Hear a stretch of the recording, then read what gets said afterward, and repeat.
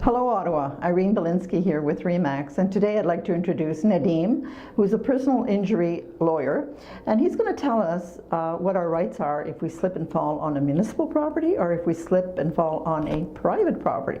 So Nadeem, tell me why. Well, there's a big difference.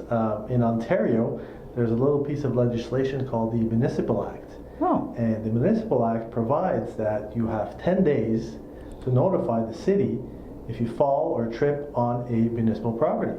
Wow. And if you don't provide the city with that notice, well, you could forfeit your right to compensation for pain and suffering, loss of income, etc., etc. So it's very important to contact a personal injury lawyer as soon as possible, because if you miss that 10-day limit, your claim can be gone. And in the case of on a private property, do we also have only 10 days? No. In Ontario, you have 2 years to pursue a claim. So you don't have to provide notice within the 10-day period, but you have 2 years.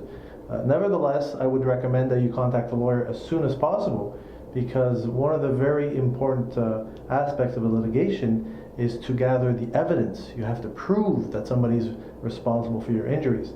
So the sooner you contact the lawyer, the sooner he can work on your file and gather that evidence. And that evidence can be pictures, witnesses, stuff like that. One big question most people would have is, how much is this going to cost me to hire a lawyer to represent me in a personal injury?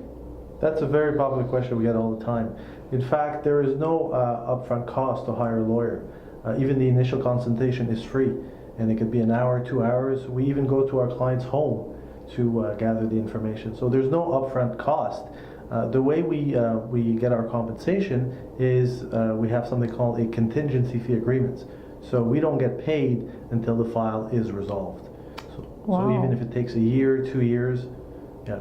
Thing that a lot of people do is that they agree to meet with the insurance adjuster without the presence of a lawyer. Oh. So the adjusters can be very friendly, they'll come to your home, they'll say we're here to help you, but they're not really there to help you. They will ask you a whole bunch of questions, and we highly recommend that you do not meet with the insurance company adjuster without consulting or without having the presence of a lawyer with you.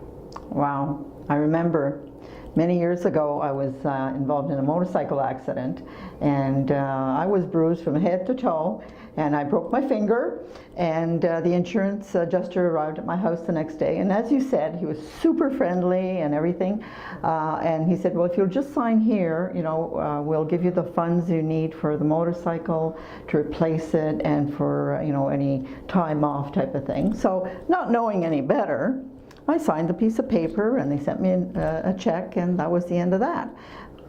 Lo and behold, a few years later, I was talking to somebody about my motorcycle accident, and they said to me, you should have contacted a personal injury lawyer, and most probably he would look after what results or injuries you would have long term.